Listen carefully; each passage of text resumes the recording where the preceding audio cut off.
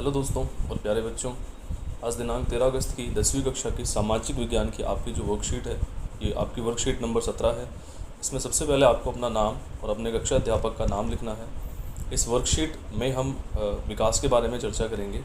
इससे पिछली जो वर्कशीट थी, वर्कशीट 16, वो भी हमारी अर्थशास्त्र के पहले पाठ विकास से ही संबंधित थी। आइए अब हम इस वर्कशीट को पढ़ते हैं।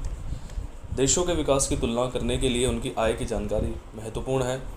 जिन देशों की कुल आय अधिक है वह कम आय वाले देशों की तुलना में अधिक विकसित समझे जाते हैं, लेकिन इस तुलना में कुल राष्ट्रीय आय इतना उपयुक्त माप नहीं है, क्योंकि देशों में की जो जनसंख्या है वह अलग अलग होती है और इससे प्रति व्यक्ति आय पता नहीं चलती है। अब जैसे मान लीजिए किसी देश की जनसंख्या 100 है और वहाँ पर रहने वाला हर व्यक्ति 50 रुपये कमा रहा है, तो उस देश की कुल आय 5,000 रुपये हो जाएगी। और अब एक दूसरे देश को देखते हैं।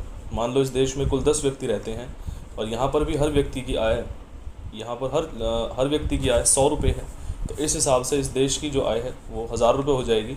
तो अगर कुल राष्ट्रीय आय वाले मापदंड के हिसाब से हम देखें तो पहले वाले देश को अधिक विकसित समझा जाएगा, लेकिन ऐसा नहीं है। इसीलिए हम कह सकते हैं कि राष्ट्रीय आय किसी देश के विकास को मापने के लिए इतना उपयुक्त माप नहीं है। तो अब हम इसमें क्या करेंगे, जैसे पहले देश की जो कुल आय थी वह 5,000 रुपये थी, तो हम 5,000 को वहाँ रहने वाले 100 व्यक्तियों से भाग कर देते हैं।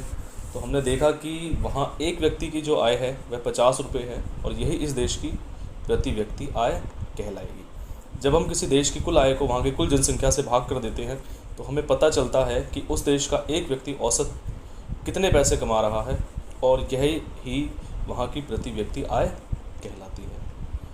विश्व बैंक की विश्व विकास रिपोर्ट में भी इसी को आधार बनाकर देशों को निम्न आय वर्ग, मध्य आय वर्ग और उच्च आय वर्ग या समृद्ध देशों में बांटा जाता है। आइए अब हम इस वर्कशीट के प्रश्नोत्तरों के बारे में बात कर लेते हैं। तो पहला प्रश्न आपका इस प्रकार है, देशों के बीच तुलना में कुल आय या राष्ट्रीय आय की तुलना को अधिक उपयुक्त या ठीक क्यों नहीं माना जाता।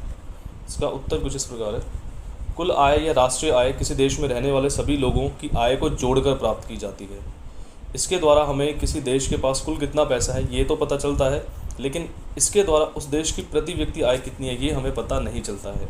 इसीलिए कुल आय या राष्ट्रीय आय को देशों के बीच तुलना करने के लिए उपयुक्त नहीं माना जाता है।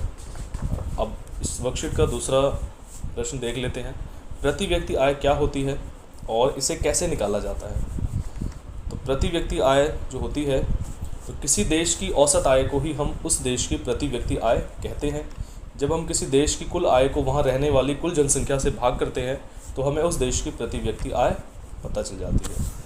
तीसरा प्रश्न हमारा इस प्रकार है, विश्व बैंक की रिपोर्ट में विकास की तुलना के लिए किसे आधार बनाया जाता है। भारत किस आय वर्ग में आने वाला देश है।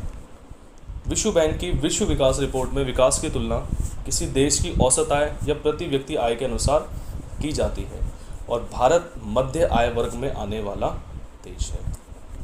चौथा प्रश्न, किसी देश में कुल आय का बड़ा हिस्सा कुछ ही लोगों के पास हो तो औसत आय भी सही स्थिति नहीं दिखा पाता, सोचिए कैसे।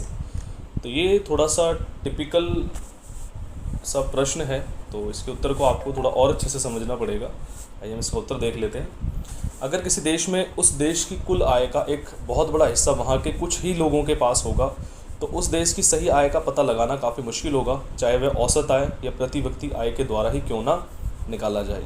उन कुछ एक लोगों के कारण जिनके पास वहाँ की आय का एक बहुत बड़ा हिस्सा है, उस देश की औसत आयु ज़्यादा हो सकती है, औसत आय ज़्यादा हो सकती है, लेकिन वह बहुत सारे लोग ऐसे भी हो सकते हैं जिनके पास अपने मूलभूत ज़रूरतों की पूर्ति के लिए भी पैसा ना हो।